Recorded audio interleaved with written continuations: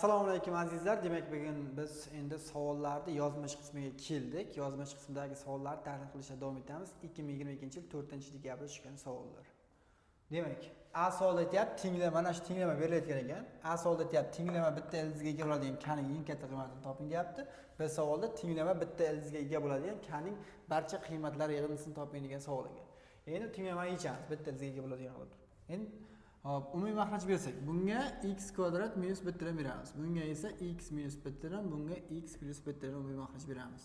Demak, hisoblaydigan bo'lsak, 6x minusdan k ko'paygan x plusdan 1 hop teng 3 ko'paygan qolsa x minus 1 minus qolsa hop x minusdan 1 ko'paygan 2x plusdan k.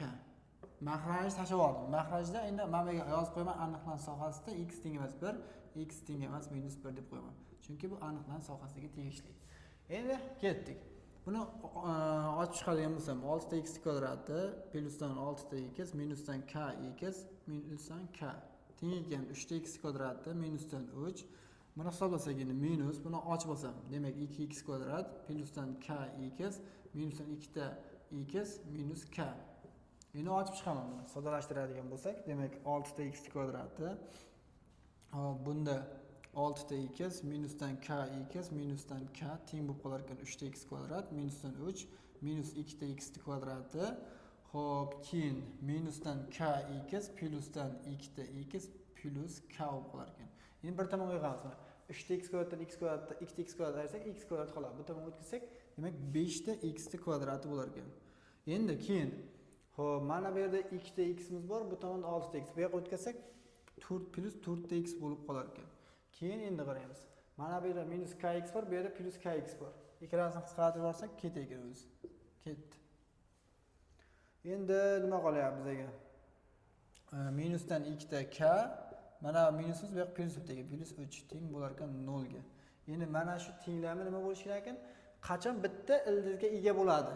Diskriminantimiz nima bo'lganda 0 ga teng bo'lgan vaqtda bitta ildizga ega bo'ladi. Bizga aytilyapti, tenglama bitta ildizga ega bo'ladigan kaning eng katta qiymatini toping deyilgan. Endi tenglamani bitta ildizga ega bo'ladigan eng katta qiymatini topishimiz kerak. Demak, diskriminant 0 ga tenglayman. Demak, diskriminant hisoblaydigan bo'lsam, 16 minusdan 4 kara 5 20 bo'ladi. Ko'paygan 3 minusdan 2 ta kani olaman. Mana hisoblaydigan bo'lsak buni. Buni hisoblaydigan bo'lsak, 16 minusdan 60 plusdan 40 ta nima bo'lar ekan? K bo'lar ekan.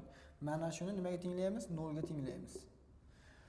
Xo'p, endi buni soddalashtiradigan bo'lsak, demak 40 ta kamiz teng bo'lib qolar ekan. 60 dan aytsak 16 ni, demak 44 ekan. Bu tomonga o'tkazib olsak, mana plusdan 44 bo'lib o'tdi. Endi demak 4 ga bo'lib olsak, kamiz teng bo'lib qolar ekan. 4 ga bo'lsak 11 taqsim necha bo'lar ekan? 10 bo'lar ekan. Bu degani bo'lib qo'ysak 1 ga teng bo'lgan ekan. Bu. Tushunarli bo'ldi? Bu 1 bo'lgan ekan. Bu ketdi. Endi kamiz 1 bo'lgan holat bitta bor ekan. Endi mana shu bo'ldimi deb qarab ketishimiz kerak emas-da biz. Mana bu holatlarni ham qarashimiz kerak. Endi kamiz mana bu masalan kamiz 6 bo'lsa, 6 ni qolsin tashqariga chiqarib ketsa nima bo'ladi? Qarang.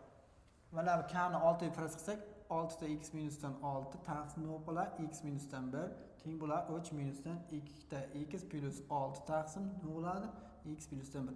Mana bu yerdan men 6 ni chiqarib ketsam, x minus 1 dan qisqarib ketadi. Demak 6 teng bo'lib qolar ekan 3 minusdan 2x plus 6 taqsim x plus 1.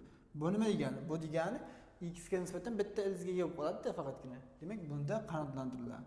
Keyingisida bunda nima qo'ydik? Kamiz necha bo'lgan ekan bunda? 6 bo'lgan ekan. Bu holatni qarab o'tdik. Endi men xuddi shuni men berdim. Masalan, kani o'rniga 2 ni olib qo'ysam, 2 ni chiqarib olsam x minus 1 bo'ladi. Bu bilan buni qisqartirib yuborsam, unda ham yana bitta ildizga ega bo'lib qoladi. Ikkinchi holatda kamiz teng bo'lar ekan, 2 bo'lgan holatda nima bo'lib qolar ekan? Shu holda ham bitta ildizga ega bo'lib qolar ekan. Shularga e'tibor berish kerak. Demak, kani nechta qiymat kelib chiqdi? Kani 1, 2, 3 ta qiymat kelib chiqdi. Kani eng katta qiymatini toping deyapti, bitta ildizga ega bo'ladi. Demak, eng kattasi 6 bo'lyapti. Demak, A savolimizga javob 6 bo'ladi. Endi aytilyapti, keyin tenglama bitta ildizga ega bo'ladigan kaning barcha qiymatlari yig'indisini toping deyapti. Demak, qo'shib chiqamiz. Demak, kani 3 ta qiymat kelib chiqdi. Demak, 6 2 plus 6 plusdan 1/1.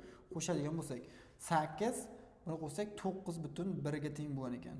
Demak, B savolimizga javob 9/1 degan Javob bular ekan. Mana shu bilan 36-savol ham o'z nihoyasiga yetdi.